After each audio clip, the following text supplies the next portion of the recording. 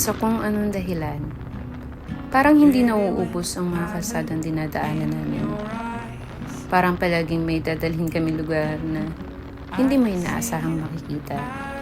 Sa part na to ng aming biyahe, huminto kami sa isang napakagandang viewpoint na nasa gilid lang ng daan.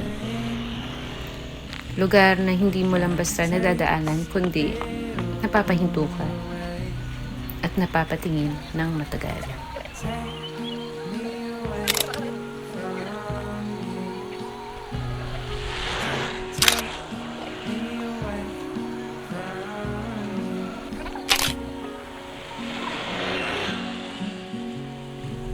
Binalikan pa namin ang isa sa mga lugar na to dahil hindi mo aakalain na nasa Pilipinas ka pa rin.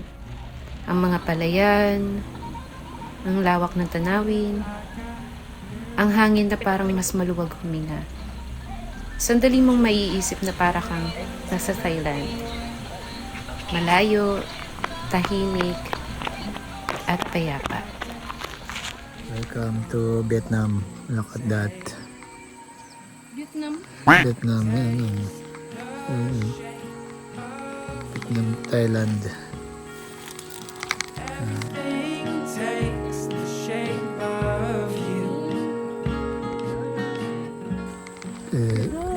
I don't know, it's Quezon or Rizal. Look at the rice field. Palangga, hindi pangit. Hindi naman. Okay na. Diba? Check mo yung camera natin.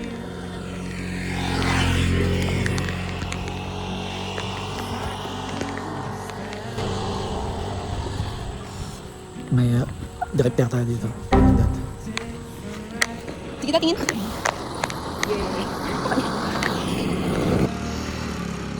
Abot kaya.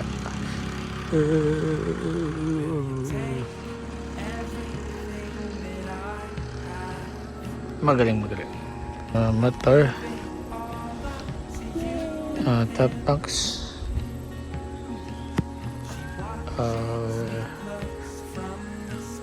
May reporter. At doon kami, nakatayo lang. Tahimik na sinasamsam ang bawat tanawin. Kahit alam naming hahabulin kami ng dilim sa kalsada dahil sa tagal namin sa lugar na yun.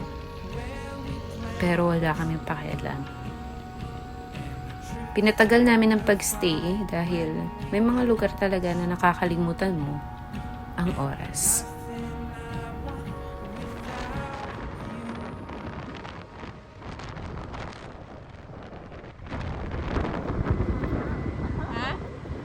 Oh, grabe.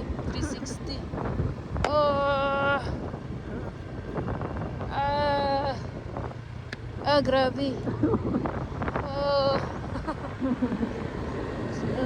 Grabe. Taan pa ba ito? Grabe. Kung sa Karuray may aroy, Diyos ko, dito kaya na kaya.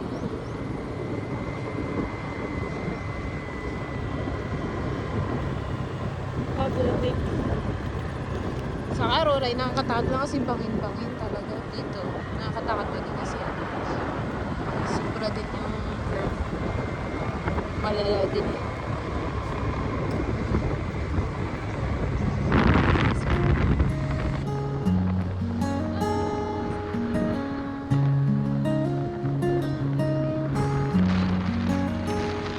Habang nagpapatuloy kami sa biyahe, patuloy rin ang pagbabago ng tanawin.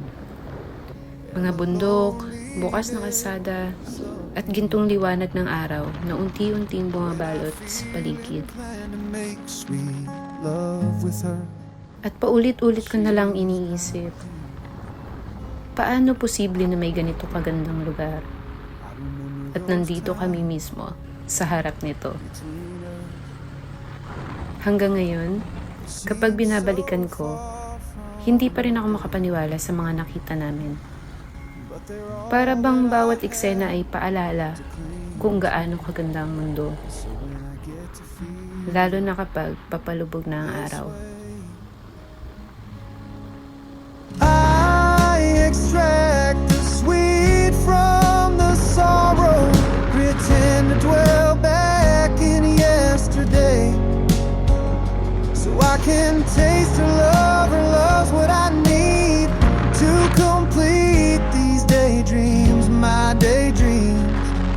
by the bay, by the bay.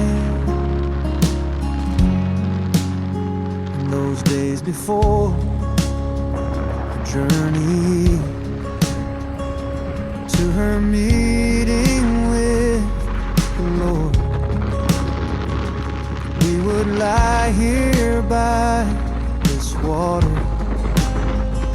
and we touch an uncommon chord with the love of life all around us, sharing ocean, sand, and sky.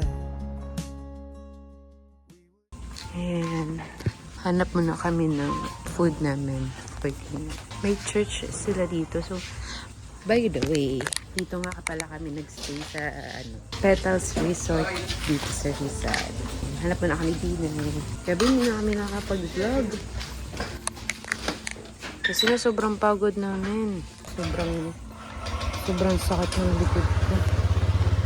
Tsaka ng bet ko.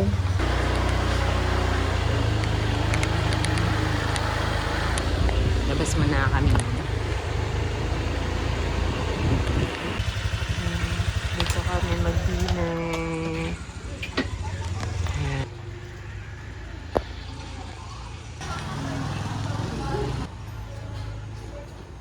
Ang inasal. Ano guys? Ano guys? Gusto mo masagot tayo? Ano? Hindi, mag-isa tayo ng chicken inasal. Tapos ikaw, iba rin.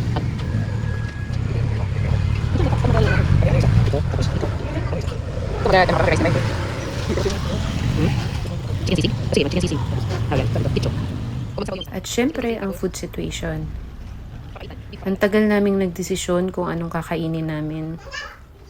Pabalik-balik pa kami sa counter. Tapos ang ending, yung mga gusto namin, wala pala. Paulit-ulit hanggang sa napilitan na lang kaming lumipat ng lugar. Opo.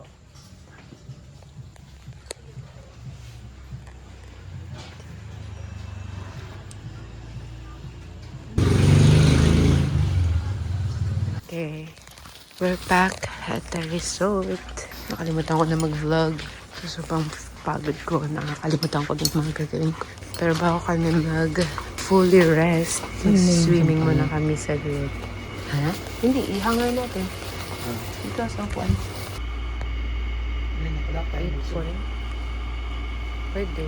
Kasi katatapos lang natin kain.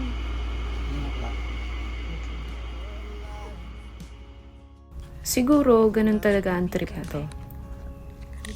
Walang strict na plano, walang perfect na itinerary. Mga sandaling biglaan. Desisyong ginagawa sa mismong oras. At kalayaang maramdaman mo lang kapag hindi mo na kinokontrol ang lahat. At sa kakaibang paraan, doon siya nagiging perpekto. Sorrow, pretend to dwell back in yesterday, so I can